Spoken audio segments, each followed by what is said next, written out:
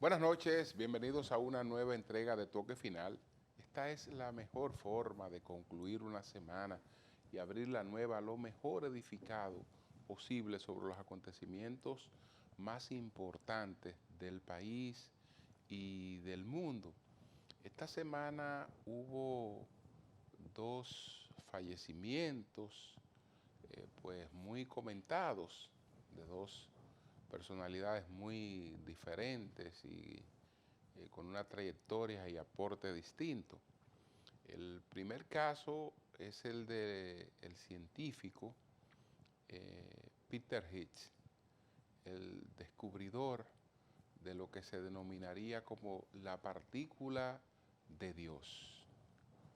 Él tenía la hipótesis de que en la integración de la materia había un elemento que daba su masa a todas las otras, los otros componentes de la materia. Usted sabe que la materia está compuesta por átomos y los átomos a su vez por protones, neutrones y electrones. Desde el principio se establece así, incluso desde antes de que la física fuera una ciencia.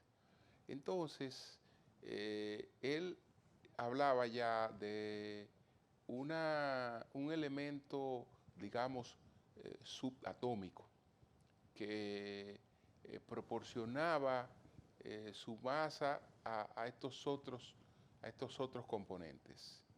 Entonces, él desarrolló su tesis en el 1964 y en el 2013 alcanzó el Premio Nobel de Física, la confirmación de este planteamiento. Acaba de morir a los 94 años de edad. El otro fallecimiento de una persona sumamente famosa es la de O.J. Simpson, que fue aquel futbolista, pero estamos hablando de fútbol americano, actor de Hollywood, pero muy conocido, muy recordado en el mundo, ya no por sus actuaciones, ya no por sus glorias deportivas, sino por un doble crimen contra su expareja y un supuesto amante de su expareja. Los dos fueron asesinados a cuchilladas y el principal sospechoso de estos hechos fue O.J. Simpson, que incluso protagonizó una persecución espectacular.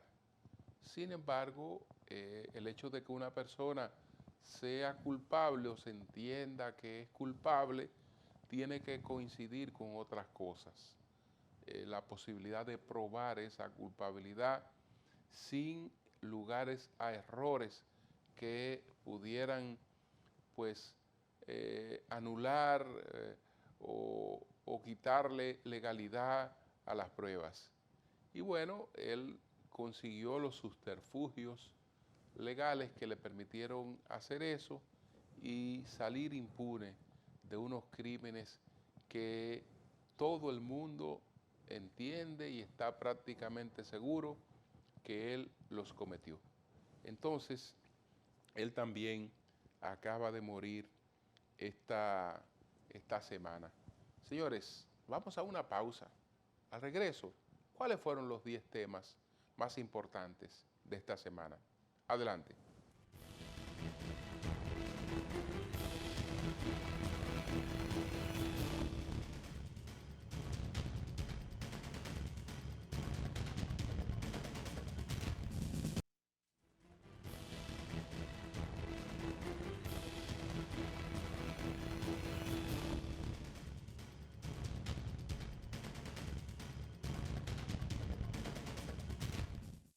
Los tres principales candidatos presidenciales estuvieron esta semana en distintos escenarios empresariales, pues presentando sus propuestas, qué cosas se plantean hacer con el país en caso de que ganen las elecciones.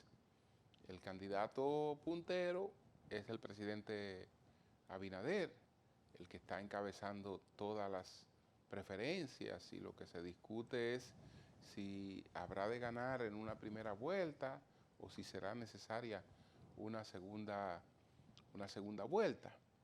Entonces, al igual que estuvo haciendo propuestas Abel Martínez, Leonel Fernández, pues el presidente Abinader habló de algunas propuestas. Y lo que más llama la atención es su anuncio de que procuraría un gobierno de unidad nacional, que al ganar las elecciones lo primero que haría sería visitar a los opositores para ponerse de acuerdo en relación con varios temas importantes. Vamos a ver si tenemos el corte del presidente Abinader en la Cámara Americana de Comercio antes de seguir comentando las connotaciones de este planteamiento. Adelante. Yo lo que espero es que a la prudencia, a la sensatez, a la madurez y si se quiere también al patriotismo de todos los candidatos para que acepten los resultados de las elecciones.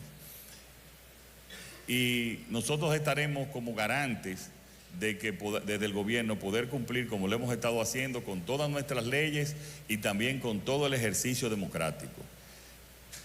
Estamos seguros que estas elecciones van a ser unas elecciones totalmente transparentes. Nosotros como partido lo hicimos en las elecciones del pasado febrero y lo vamos a hacer ahora. Estamos llamando a la mayor cantidad de observadores internacionales que jamás han venido a nuestro país. Lo estamos llamando para que vengan a observar el proceso electoral. Y estoy convencido de que va a ser un proceso totalmente transparente. Espero que se acepten también los resultados como nosotros los vamos a aceptar, sean cuales sean los resultados, como lo hemos aceptado siempre, y que el país tenga la madurez de que después, al otro día de pasar las elecciones, poder todos unirnos y decir todos somos dominicanos, lo que queremos es mejor para el país, con un sentido de unidad de propósito, como lo mencioné anteriormente que lo voy a hacer, y espero que también los demás hagan lo mismo. Muchas gracias. Que reconozcan el carácter transparente de esas próximas elecciones sean pues el gobierno y sus aliados, es decir, el PRM y los partidos que están aliados al PRM. Es muy probable, como van las cosas, que la oposición no quiera darle legitimidad a esos resultados. Y eso sería realmente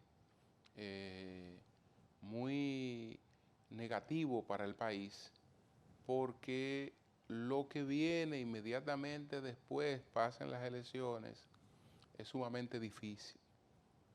Y es verdad que se requiere de un consenso.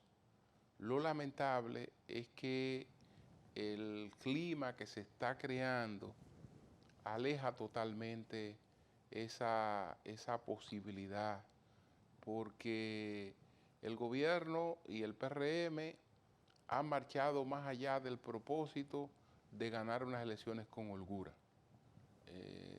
Parecería ser que hay el interés de presentar a una oposición sumamente debilitada, prácticamente insignificante, y desde luego nadie se deja,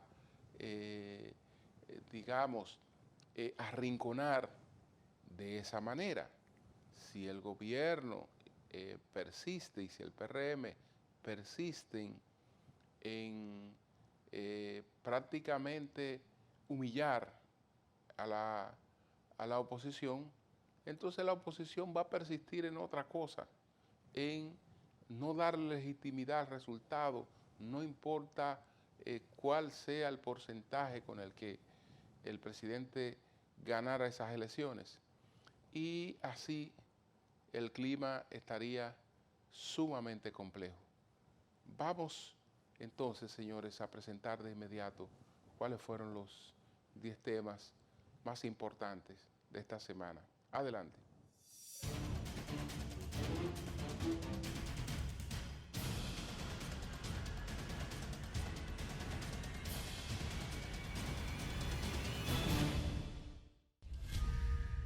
La vicepresidenta de la República, Raquel Peña, la primera dama Raquel Arbaje y el ministro de Salud, Víctor Atala, encabezaron el pasado martes el lanzamiento simultáneo de la Jornada Nacional contra el Dengue, que busca evitar brotes de la enfermedad en el país. Esta iniciativa forma parte del Plan Nacional Estratégico Todos contra el Dengue, que involucra al Ministerio de Educación, el Centro de Operaciones de Emergencias COE, los gobiernos locales, las pastorales, entre otras. De acuerdo al ministro de Salud, con esta acción, el gobierno se anticipa a lo que se augura desde la Organización Mundial de la Salud, OMS, como un año difícil con el dengue, que ya en el país acumula alrededor de 6.409 casos probables y unas 9 muertes sospechosas.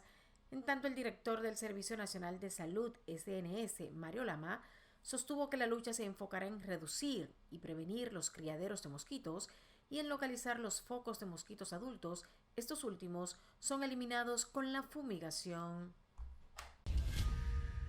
Una delegación tripartita de las principales fuerzas políticas dominicanas de oposición denunció ante la Organización de Estados Americanos, OEA, una serie de acciones del oficialismo que asegurasen peligrar la democracia del país, al tiempo que solicitó la presencia activa del organismo en el país en los comicios de mayo próximo. A través de la alianza opositora Rescate RD, los comisionados de los partidos de la Liberación Dominicana, PLD, Fuerza del Pueblo y Revolucionario Dominicano, PRD, presentaron su declaración en la OEA. Allí alertaron sobre actos gubernamentales atentatorios contra la legitimidad del actual proceso electivo. Al fungir como vocero de las 3 entidades políticas, Miguel Vargas Maldonado dijo que es urgente la presencia activa de la OEA en el país para que se convierta en garante y cesen las acciones por parte del gobierno que atentan contra la democracia, institucionalidad y la voluntad popular, y también para que en lo que resta del proceso electoral se garanticen las condiciones para una competencia equilibrada. Vargas Maldonado indicó que los 3 partidos, quienes integran una coalición denominada Rescate RD, presentaron ante la OEA múltiples pruebas del uso abusivo y descarado de los recursos del Estado en favor de los candidatos oficialistas en detrimento de la oposición. El presidente Luis Abinader presentó el pasado lunes el anteproyecto de Ley de Libertad de Expresión, Medios Audiovisuales y Plataformas Digitales, mediante el cual se busca actualizar la legislación vigente y crear nuevos dispositivos legales. En su encuentro la semanal, el mandatario dedicó gran parte de la actividad a la presentación del anteproyecto, elaborado por una comisión consultiva que creó mediante el decreto 3322 del 23 de junio de 2022, con el abogado y periodista Nanfi Rodríguez como coordinador de la comisión y varios de sus integrantes. Se dio a conocer la propuesta que busca actualizar la Ley 6132 sobre expresión y difusión del pensamiento, vigente desde el 1962. El anteproyecto contempla la eliminación de la Comisión Nacional de Espectáculos Públicos y Radiofonía y la creación del Instituto Nacional de la Comunicación, INACON. El organismo con el que se propone reemplazar la Comisión Nacional de Espectáculos Públicos se ha concebido como un ente descentralizado del gobierno, cuya dirección será designada por el Congreso, con una dirección ejecutiva, y tendrá autonomía funcional y financiera. Según Rodríguez, otros puntos que abarcará la pieza es la regulación del contenido en los medios audiovisuales relacionados con la protección de la niñez, derecho de la mujer, la producción de la cultura nacional y la tutela efectiva en la vía administrativa de la libertad de expresión, y que se fortalezca la participación y el pluralismo. También se contemplan los aspectos relativos al libre acceso a Internet.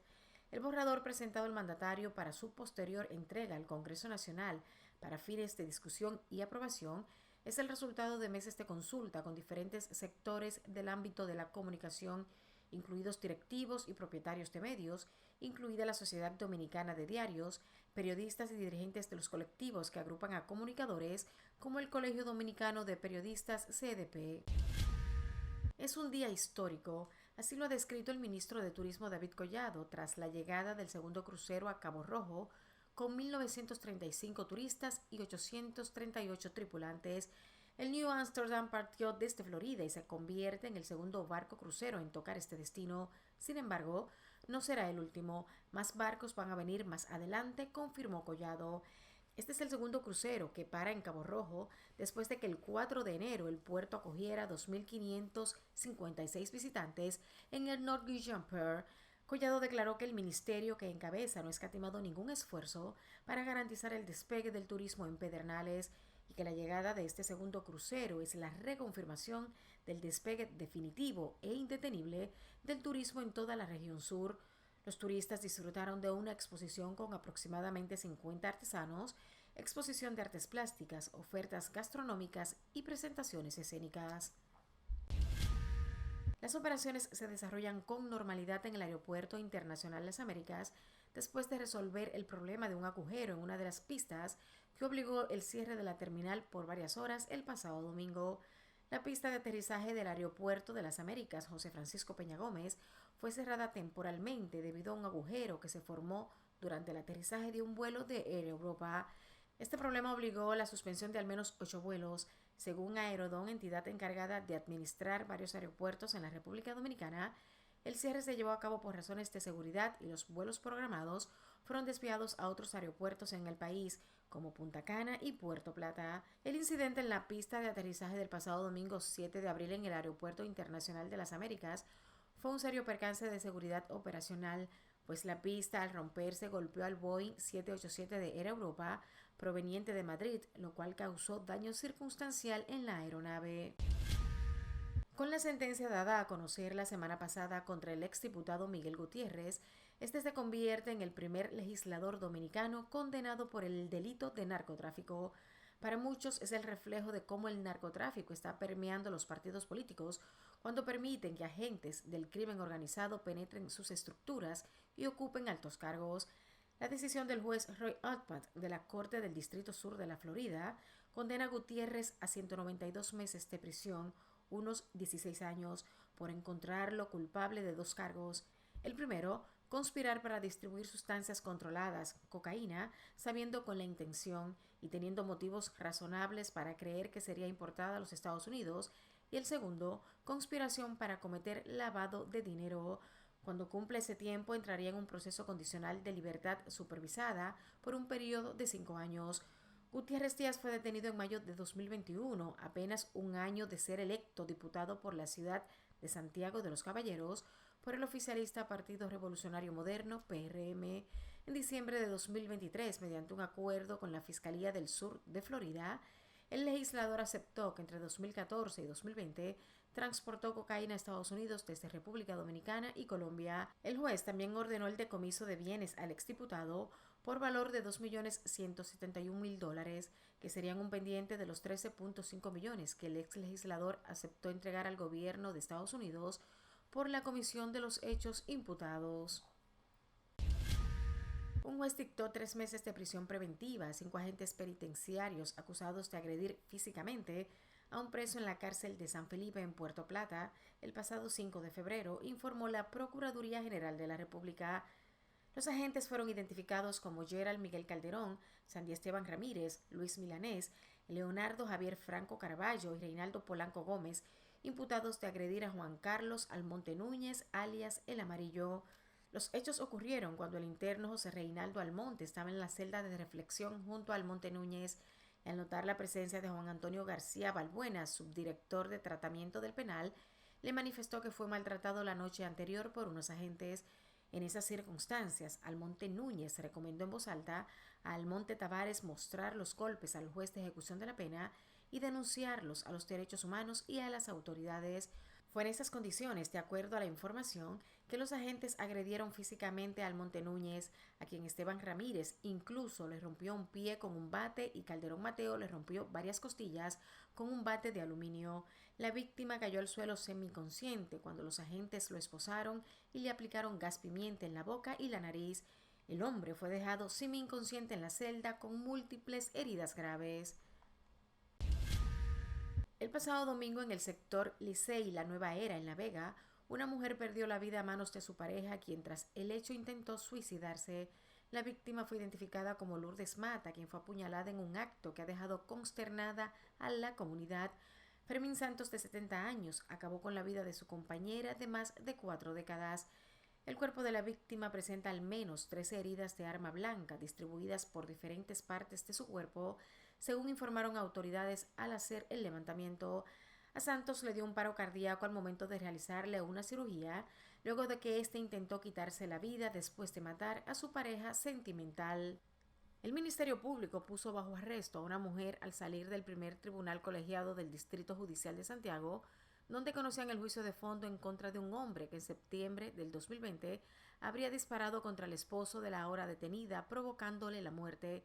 Daneris Antonia Pérez Espinal, viuda Rodríguez, de 64 años, fue apresada mediante orden de arresto por alegadamente planificar la muerte de su pareja, Julio César Rodríguez Paula, de 68. La víctima y la supuesta autora intelectual del hecho fueron atacados a tiros el 18 de septiembre del 2020, cuando viajaban a muy baja velocidad a bordo de una jipeta por la calle Palmar de Canca La Piedra, en el municipio Tamboril de la provincia de Santiago. En el lugar falleció Rodríguez Paula y la ahora detenida resultó con una herida en un brazo. El reporte de la Policía Nacional de ese momento establece que el vehículo presenta 4 impactos de bala, uno en la parte frontal y 3 del lado del conductor, ocasionado por un hombre desde una motocicleta. Por la muerte de Julio César Rodríguez Paula están siendo procesados Giancarlos Acosta, alias Café, de 34 años, señalado como el gatillero, y Fabricio Antonio Báez Pérez, la persona a la que Daneris le habría pagado para materializar el crimen. La captura del ex vicepresidente Jorge Glass, acusado de malversación de fondos en Ecuador, ha generado una intensa tensión diplomática. La crisis entre México y Ecuador comenzó el jueves pasado, cuando el gobierno de Daniel Noboa declaró persona no grata a la embajadora mexicana Raquel Serur en respuesta a comentarios que el presidente del país azteca, Andrés Manuel López Obrador, hizo el miércoles sobre el asesinato del ex candidato presidencial Fernando Villavicencio y sus consecuencias electorales. México anunció el viernes que buscaría tener como asilado político a Glass, procesado en casos de corrupción y ahora recluido en una cárcel de máxima seguridad, por lo que las fuerzas ecuatorianas entraron por la fuerza en la embajada para llevárselo durante la noche. En la víspera, la canciller ecuatoriana Sommerfeld había argumentado que las acciones de México al otorgar asilo a un convicto por delitos comunes y las declaraciones posteriores de López Obrador constituyeron una violación a la Convención de Caracas y una interferencia en los asuntos internos de Ecuador. Mientras tanto, otro hecho que le ha dado un dramático giro a la historia fue que el ex vicepresidente ecuatoriano fue encontrado en estado de coma inducido en la prisión tras haber ingerido una mezcla de antidepresivos y sedantes. Mientras tanto, la Organización de los Estados Americanos, OEA, condenó enérgicamente la irrupción policial en la embajada mexicana en Quito para detener al ex vicepresidente ecuatoriano en una resolución aprobada el pasado miércoles en Washington. Todos los países votaron a favor, salvo Ecuador, que votó en contra, y El Salvador, que se abstuvo. México, que rompió relaciones diplomáticas con el país sudamericano, estaba ausente. O.J. Simpson, la ex estrella del fútbol americano de la NFL, cuya absolución en 1995 en el llamado Juicio del Siglo por los brutales asesinatos de su ex esposa y un amigo de esta, conmovió al mundo, murió a los 76 años, anunció el pasado jueves su familia. O.J. Simpson era considerado un dios en Estados Unidos y su fama no cayó al colgar los botines y adentrarse en el mundo del entretenimiento, pero el asesinato de su ex esposa Nicole Brown Simpson y de un amigo, Ron Gottman, lo bajaron del Olimpo y lo llevaron al banco de los acusados en 1994. Los cuerpos de la sorprendentemente hermosa ex esposa de Simpson y Gottman, un aspirante a modelo de 25 años y mesero en un restaurante de moda, fueron encontrados afuera del lujoso condominio de donde vivía la señora Simpson. Heridos de muerte por múltiples puñaladas, los cuerpos fueron descubiertos en un charco de sangre por un transeúnte. La investigación se basó en una espeluznante variedad de pruebas, desde informes de los medios de comunicación sobre un pasamontañas manchado de sangre hasta un guante ensangrentado. Simpson fue perseguido y capturado en la entrada de su casa después de huir de los cargos de asesinar a su ex esposa y a un amigo de ella, y por hacer que la policía lo siguiera por 96 kilómetros de autopistas y calles de la ciudad. Al presentar los cargos, las autoridades pintaron un panorama sombrío en marcado contraste con los elegantes movimientos de Simpson en el campo de fútbol. Simpson fue acusado de usar un cuchillo para matar a Nicole Simpson y a Goldman. El cuchillo no fue encontrado. El público quedó hipnotizado por su juicio del siglo en directo por televisión. Su caso suscitó debates sobre raza, género, maltrato doméstico, justicia de famosos y mala conducta policial. Un jurado de un tribunal penal lo declaró inocente de asesinato en 1995, pero otro jurado de un juicio civil lo declaró responsable de las muertes en 1997 y le ordenó pagar $33.5 millones a los familiares de Brown y Goldman. Simpson no pudo evitar las rejas cuando en 2007 fue arrestado en Las Vegas por secuestrar y robar a mano armada a 2 coleccionistas de objetos deportivos. Pasó 9 años en prisión y recuperó la libertad en 2017.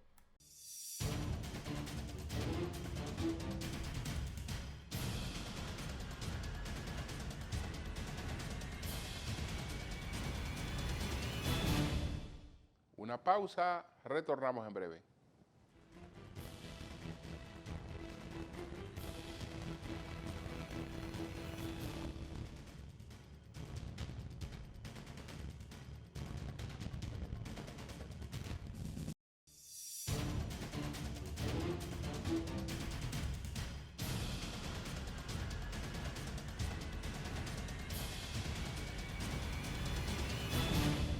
Bueno, los partidos opositores cumplieron su promesa de acudir ante la OEA. Lo hicieron y depositaron un documento que está firmado por los 3 candidatos opositores. El doctor Leonel Fernández, de la Fuerza del Pueblo, Abel Martínez, del PLD, Miguel Vargas Maldonado, del Partido Revolucionario Dominicano. En este documento, estos 3 aspirantes presidenciales cuestionan el clima en el que se están llevando a cabo esta campaña y en el que transcurriría la próxima votación del 20 de mayo. Lo presentan como uno en el que el derecho a elegir y ser elegido está siendo objeto de vulneración, que se están cometiendo una serie de violaciones, pero además denuncian la compra de dirigentes opositores. ¿A qué se refieren con la compra de dirigentes opositores? A esto que si bien es cierto que se expresaba antes de las municipales, continuó después de las municipales, porque después de las municipales, entonces se fue tras las conquistas de los candidatos que perdieron frente a los candidatos del gobierno. Por ejemplo, los que perdieron las alcaldías. Esos candidatos, todo el mundo sabe que después que una persona participa en una competencia, recibe recursos de su partido, recibe una que otra colaboración, pero también tiene que poner de sus propios recursos, tiene que endeudarse, tiene que hipotecar propiedades. Entonces, en esa circunstancia, esa persona queda en un estado muy vulnerable, con muchas presiones, empezando por las propias presiones familiares. Entonces, en esa circunstancia es evidente que se le ha ido a ofertar la posibilidad de cubrir los gastos que han tenido, o parte de los gastos que han tenido en esa campaña y en esas campañas. Y eso ha conquistado a personas que han dejado su partido y se han ido para el partido que acaban de enfrentar en unas elecciones municipales. Eso se ha expresado de una forma un tanto exagerada. No es la primera vez que se está en el poder y los recursos, las artes del poder se emplean en una campaña. Eso ha ocurrido aquí siempre, pero hasta ciertos límites, porque lo que estamos presenciando le hará mucho daño al sistema político dominicano. Y si le hace daño al sistema político dominicano, terminará haciéndole daño al gobierno, porque la confianza, el respeto a la actividad política, la verdad es que se diluye mucho. Y eso afecta también al que está gobernando, porque los que están gobernando son políticos. Al desacreditarse los otros, también se desacreditan ellos. Y además, cuando se enfrentan crisis, las naciones necesitan de la fortaleza de sus organizaciones políticas. Si están debilitadas, no pueden, junto al gobierno, asumir el enfrentamiento de las crisis. Y ahí entonces es que tienen origen, tienen espacio, locuras que en ninguna parte en la que han tenido éxito, pues ha sido un beneficio de los países. Donde quiera que ha aparecido un individuo populista, de la supuesta no política, tratando de abrirse paso sobre el descrédito de la clase política, las sociedades han ido de mal en peor, lamentablemente. Entonces, estamos ante un escenario un tanto crítico. Hacemos una pausa, retornamos en breve.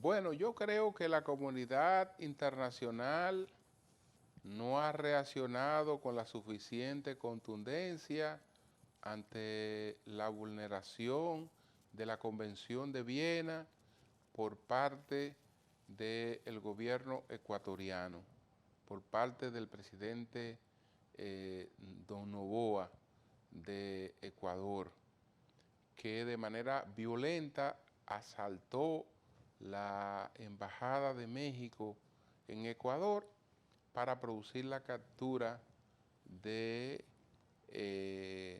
el ex vicepresidente Glass, que pues tiene expedientes y situaciones judiciales en Ecuador. Glass había solicitado y ya le había sido otorgado el asilo político por parte de México. Entonces, Ecuador irrumpe en la Embajada de México en Ecuador.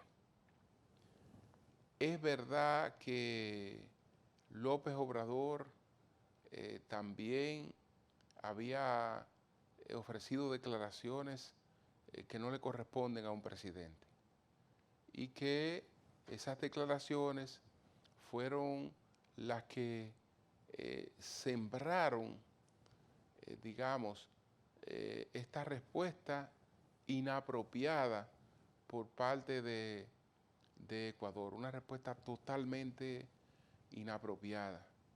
Yo creo que todas las embajadas que están acreditadas en Ecuador debieron sus embajadores haber sido llamados a consejo por sus respectivos gobiernos, y debió haber un ausentismo diplomático consensuado en protesta por lo que ocurrió en esa embajada. Eso no se produjo. Sí, la OEA se reunió esta semana produjo una resolución de condena a la postura de Ecuador, aunque también cuestionó los pronunciamientos de López Obrador. No obstante, nuestras tres preguntas están relacionadas con ese tema y entonces vamos a ver de inmediato las respuestas que nos ofrece el experto en política internacional, Yatzel Román. Adelante.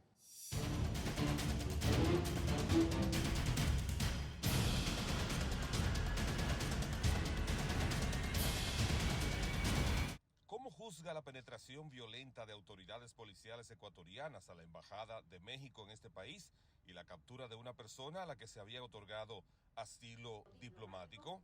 Un funesto precedente. No hay forma de escribirlo que no sea en los términos más condenatorios y negativos. Olvidémonos de cuáles países estamos hablando. Olvidémonos de cuáles personas son las involucradas. Una violación como esta al derecho internacional, independientemente de que no es inédita, verla suceder en nuestra región latinoamericana nos llena de preocupación, porque ¿quién le dirá a los gobiernos autoritarios de ahora en adelante que deben respetar el fuero diplomático? ¿Quién le dirá a los regímenes más abusadores que tienen que por lo menos frenar cuando se trata de una sede de otro país? Se pierde legitimidad, se pierde impronta y desde luego se pierde lo que es un mínimo de ilusión en el sentido de que había límites. Esperamos que esta condena por lo menos sirva para que otros se abstengan y que por lo menos la condena tan generalizada que ha tenido a lo largo del hemisferio occidental con gobiernos de todo tipo de ideologías también motive a pensar dónde es que nos encontramos para poder calcular mejor hacia dónde deberíamos ir como región y en el derecho internacional. ¿En qué instancia debe ser ventilada esa violación a la Convención de Viena? ¿Y cómo juzga la posición de una comunidad internacional que se ha limitado a rechazar la acción de Ecuador sin ninguna otra iniciativa? Bueno, hay que marcar la diferencia entre lo que son las condenas desde el punto de vista diplomático y cuáles serían las instancias en torno a lo sancionador. Ya algunos países han hablado de presentar denuncias en cortes internacionales. Ahora, eso no es tan rápido como un comunicado de una cancillería, como un tuit de un presidente, como una reunión del Consejo Permanente de la OEA. Así que tendremos que ver un poquito más adelante qué sucede, por ponerles un caso, en la Corte Interamericana de Derechos Humanos, en la Corte Internacional de Justicia, por también mencionar algunos. Pero lo importante es que hace falta en nuestra región lo que llaman un honest broker, una persona que pueda servir como mediación con credibilidad ante los diversos bloques. Eso se ha ido perdiendo en la misma OEA, que tiene varios logros, pero tenemos que conquistarlo tomando en cuenta que el año que viene se elige secretario general de la Organización de Estados Americanos y más allá del nombre, más allá del país que representa, lo que tenemos es que preguntarnos quién puede mejor ejemplificar la razón de ser de los organismos hemisféricos internacionales, que es la resolución alternativa de conflictos sin afán de protagonismo. ¿Se trata de una agresión a México o al orden internacional? ¿Habría garantía de respeto a la territorialidad de otros países simbolizados en las embajadas si una acción como esta se quedara impune? Definitivamente es una agresión a México, definitivamente es una agresión al derecho internacional y definitivamente es un exceso por parte de Ecuador, un país que de hecho tiene gran tradición en el sentido de que había sido el lugar que asiló en su embajada en Londres a Julian Assange, que había sido el país que levantó la voz en aquel 2008 cuando Colombia penetró su territorio en busca de Raúl Reyes. Así que tomando en cuenta su historia nos llama mucho la atención que haya cometido semejante desatino. Es importante recordar que de Ecuador mismo se había asilado en nuestro país el expresidente Gustavo Noboa y eso fue respetado cuando se le otorgó el salvoconducto para aquí llegar.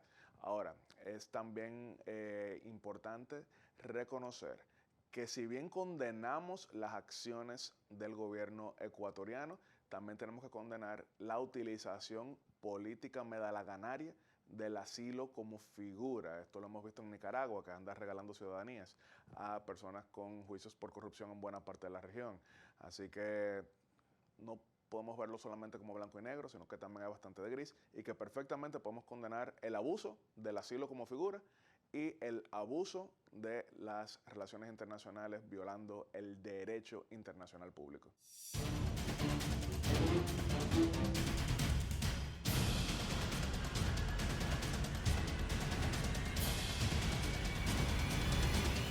Pausa, retornamos en breve.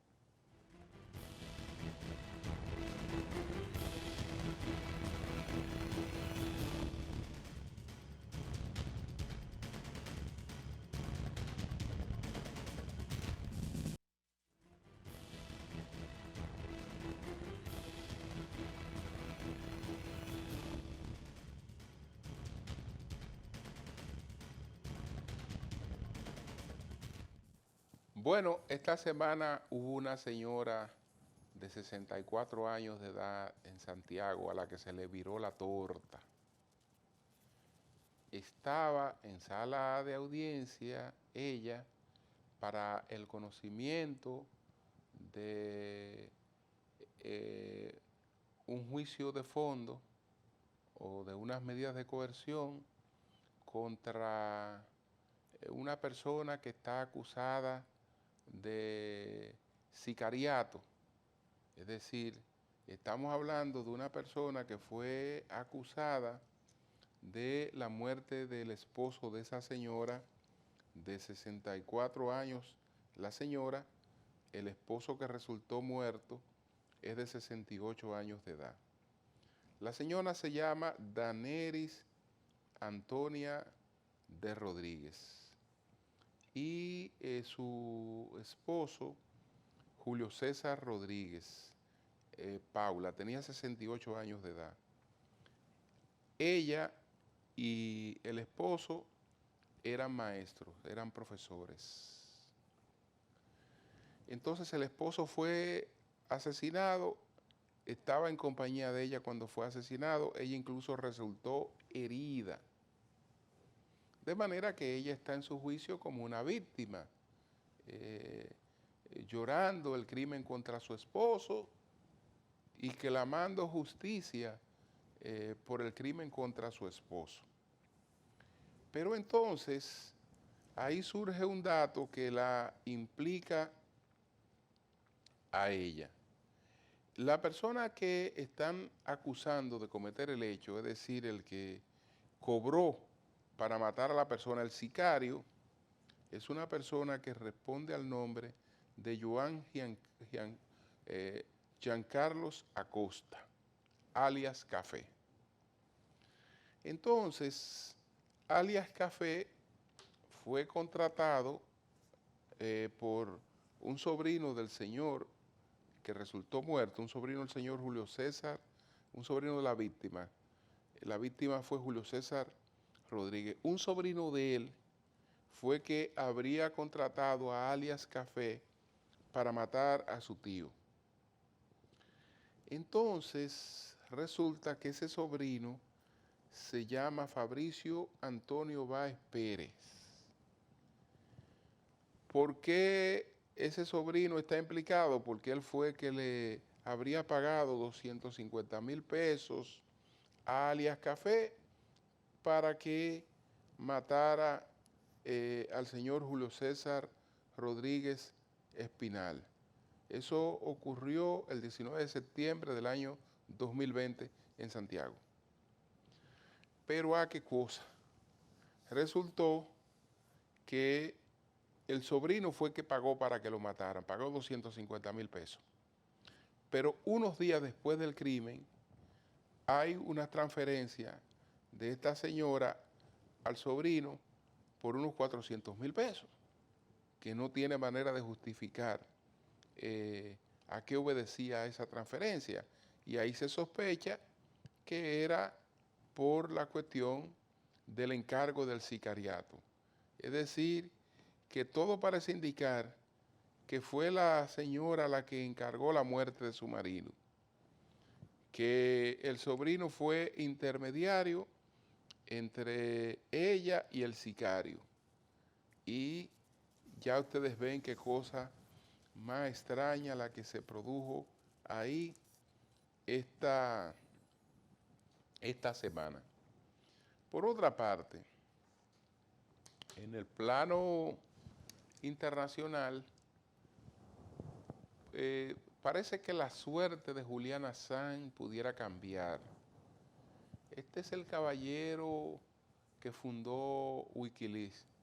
Y Wikileaks fue, pues, aquella acumulación de papeles, o de papeles no, sino de documentos secretos que Wikileaks consiguió y los liberó.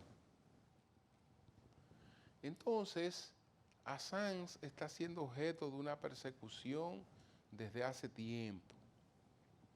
En el 2012, él se asiló, buscó asilo en la Embajada de Ecuador en Londres.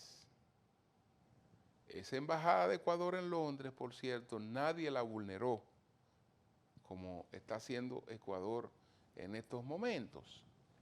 Lo que hizo Reino Unido fue que se negó a otorgarle salvoconducto a Julian Assange. Es decir, Julian Assange no pudo salir de la Embajada de Ecuador con destino a Ecuador. Permaneció en la Embajada de Ecuador desde el año 2012 hasta el año 2019, cuando Ecuador le retiró el asilo. Después que le retiró el asilo, entonces las autoridades británicas lo apresaron y han estado conociendo de distintas solicitudes de extradición que pesan sobre Assange. Una, la más importante, la más categórica, es la que está formulando Estados Unidos, que pues atribuye a este señor unos 17 delitos, 17 delitos de espionaje, que si lo consideran culpable, él pudiera acumular más de 175 años de cárcel. Pero para alegría de él, Biden expresó esta semana que está en disposición de retirar los cargos contra Julian Assange. Por lo menos así lo está pensando. Y lo está pensando atendiendo un llamado que le hizo para esos fines el gobierno de Australia. Él es australiano. El gobierno de Australia ha solicitado al gobierno de Estados Unidos que se retiren los cargos contra Assange. Assange de todas maneras sabe que tendría que cuidarse, que no podría andar deambulando por el mundo, porque el hecho de que lo liberen de cargos no quiere decir que su seguridad, que su vida no siga realmente amenazada, pero por lo menos él tiene la posibilidad de que lo liberen realmente de los cargos que pesan en su contra, y ya eso sería un gran alivio. Buenas noches.